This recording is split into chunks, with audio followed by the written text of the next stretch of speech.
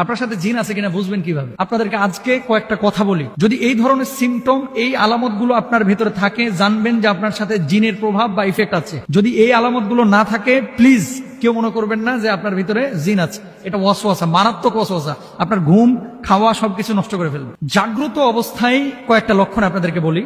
এখন শুরুতে বলি, এই আলামতগুলো যদি আপনার মধ্যে থাকে তাহলে জেনে নেবেন আপনাকে একজন প্রসিদ্ধ রাকির কাছে যাইতে হবে। রুকিয়া সেন্টার যেগুলো, আমি বলছি না হুজুরের কাছে আসেন, হুজুর এগুলো কাজ করে না। রুকিয়া সেন্টার ঢাকায় যেগুলো আছে, এই রুকিয়া সেন্টার গুলো মানে এরা স্পেশালিস্ট, এগুলো নিয়ে কাজ করে, এদের কাছে যাবেন এবং তদবির নেবেন। এক নাম্বার, কিছু মানুষের কোনো কারণ ছাড়াই মাথা ব্যথা, ঘুম ঠিক আছে, খাওয়া ঠিক আছে, কোনো টেনশন নাই, তারপরেও সারাক্ষণ মাথাটা জিমায় আর চিনচিন করে মাথা ব্যথা করে। দুই নাম্বার, কিছু মানুষ দেখবেন এবাদতে মোটেও মজা পায় না, নামাজ পড়তে ভালো লাগতেছে না, জিকির আজকার ভালো লাগতেছে না, তেলাওয়াত ভালো লাগছে না, আল্লাহর প্রতি বিরূপ ধারণা আসতেছে, মানুষকে দেখলেই মেজাজ খারাপ হয়ে যাচ্ছে, আব্বাকে দেখলেও মেজাজ খারাপ হয়ে যায়, আম্মাকে দেখলেও মেজাজ খারাপ হয়ে যায়, এরকম হয় কিন্তু অনেক সময়। যদি এরকম ইবাদতে বিমুখতা আসে তাহলে জেনে নেবেন যে কিছু একটা আপনার ভেতরে ঘটছে। তিন নাম্বার, মেজাজ বিক্ষিপ্ত হয়ে থাকা এবং সবসময় মেজাজ একেবারে হট টেম্পারে থাকে। ভালো কথা, আপনি সালাম দিচ্ছেন, কিছু লোক দেখবেন আসসালামু আলাইকুম বলার পরে সেট করে ওঠে, কার জিনিস পাও না খালি সালাম দাও, আছে এরকম। পাঁচ নাম্বার, অনেক সময় খিচুনি বা মৃগী রোগী যেগুলা রয়েছে, মৃগী রোগ এটা অনেকেরই রয়েছে, আর অনেকে খিচুনি এই যে জিনের প্রভাবে কিন্তু অনেক সময় হয়ে থাকে। ছয় নাম্বার, হঠাৎ অজ্ঞান হয়ে যাওয়া, গাড়িতে বসে আছে কোনো কারণ ছাড়া অজ্ঞান, দাঁড়ায় আছে কথা বলতেছে কোনো কারণ ছাড়া অজ্ঞান হয়ে যাচ্ছে, রাত্রিবেলায় দাঁড়ায় দাঁড়ায় গল্প করতেছে কোনো কারণ ছাড়া অজ্ঞান হয়ে যাচ্ছে। সাত নাম্বার, শরীরের কোনো অঙ্গে সবসময় ব্যথা থাকা কিংবা বিকল হয়ে যাওয়া, অথবা ছোপ ছোপ কিছু দাগ দেখতে পাওয়া। রাত্রিবেলায় ঘুমিয়েছেন আপনি, হঠাৎ আপনার শরীরের উপর আঁচড় দিয়েছে, মনে হচ্ছে কেউ একটা খামচি দিয়েছে। ইভেন আমি নাম বললে চিনে যাবেন, আমরা যে বিদেশে সফরে যাই অনেক সময় এমনটা হয়েছে যে আমাদের সাথী পাশের বেডে শুয়ে আছে, পাশে আমি শুয়ে আছি, সকালবেলায় দেখতেছি পায়ের এখানে কে যেন খামচায়া পুরো দাগ করে ফেলেছে, অথচ 4 স্টার মানের হোটেল, এখানে তো বিড়াল আসার কথা না, এখানে তো মশা মাছির প্রশ্নই ওঠে না, তো খামচাই লোকে।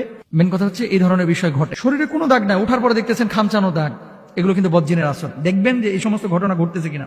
তারপরে হ্যালুসিনেশন হওয়া, জাগ্রত অবস্থায় অনেক কিছু দেখা বা শোনা বা অন্যরা দেখছে না। রাস্তা দিয়ে চলতেছেন, সবাই দেখতেছে সামনে বাম দিকে যাইতে হবে, পেছনের মানুষ দেখতেছে, সাইডের মানুষ দেখতেছে, আর আপনি দেখতেছেন ডান দিকে কোনো রাস্তা নাই, এরকম ঘটে যায়। যদি এরকম হয় যে একজন মানুষ সামনে একটা জিনিস দেখতেছে সুস্পষ্ট ভাবে আর আপনি দেখতে পাচ্ছেন না, জানবেন যে খারাপ কিছু ঘটতেছে। জিনের আসর যদি কারো উপরে থাকে জাগ্রত অবস্থায়, এই মানুষটার আচরণ কি হবে? হাই হাই খাই খাই আচরণ হবে। ঘুমন্ত অবস্থায় যে লক্ষণগুলো বলেই দিই, এমন কিছু অবস্থা রয়েছে যে অবস্থাগুলো ঘুমন্ত অবস্থায় যদি হয় তাহলে জানবেন যে জিনের আসর আছে।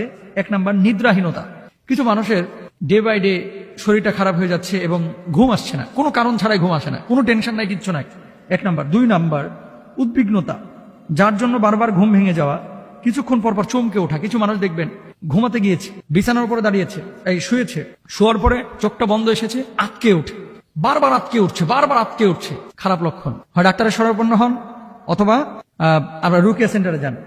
তিন নাম্বার, বোবাই ধরা, বোবা যখন ধরে তখন তো মাশাআল্লাহ ডাকছেন, পাশের ভাইরে কিলায় উঠাইতে পারতেছেন না, অথচ আপনি কিলাচ্ছেন না, কিন্তু মনে হচ্ছে আপনি কিলাচ্ছেন, ধাক্কাচ্ছেন, মারে ডাকতেছেন, বউরে ডাকতেছেন, কেউ সাড়া দিচ্ছে না, বোবা জিন ধরে। এই বোবা ধরার পেছনে মূল কারণ হচ্ছে অপবিত্রতা আর নামাজ কালাম ঠিক মতো না পড়া। আর যেই বিছানায় খান ওই বিছানায় আপনার পোলায় মুতে, ওই বিছানায় আবার ঘুমান, পরিষ্কারও করে না অনেকে ঠিক মতো, মাইন্ড করেন না।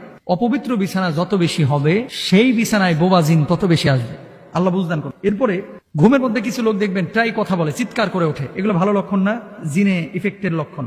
ঘুমন্ত অবস্থায় কিছু মানুষ ফাল দিয়ে উঠে হাঁটাহাঁটি শুরু করে, ওইটা দাও ওইটা দাও ওইটা দাও, এরকম বলে দেখবেন। তারপরে প্রায়শই স্বপ্নে কোনো প্রাণীকে আক্রমণ করতে বা ধাওয়া করতে দেখা, যেমন একটা কুকুর দৌড়াচ্ছে আপনার পেছন পেছন আপনাকে ধাওয়াচ্ছে, অথবা একটা সাপ আপনাকে ধাওয়াচ্ছে, দৌড় দিচ্ছেন কিন্তু সাপ আপনার চেয়ে বেশি জোরে দৌড়াচ্ছে।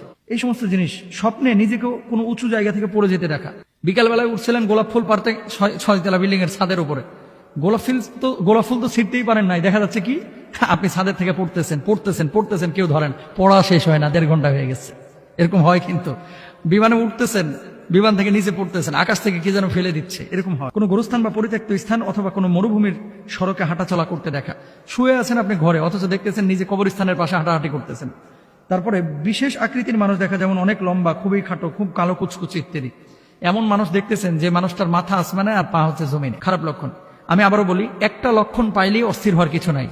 যদি এরকম হয় যে একটা লক্ষণ পেয়েছেন, আপনি এই যে শরীরটারে বন্ধ করার 1 নম্বর উপায় হচ্ছে আয়াতুল কুরসি পড়ে হাতের তালুতে ফু দিয়ে শরীরটারে মুছে দিবেন 5 ওয়াক্ত নামাজের পরে। চারকুল পড়বেন, আয়াতুল কুরসি পড়বেন বিসমিল্লাহ সহকারে, ফু দিয়ে শরীরটারে মুছবেন, পবিত্র বিছানায় ঘুমাবেন।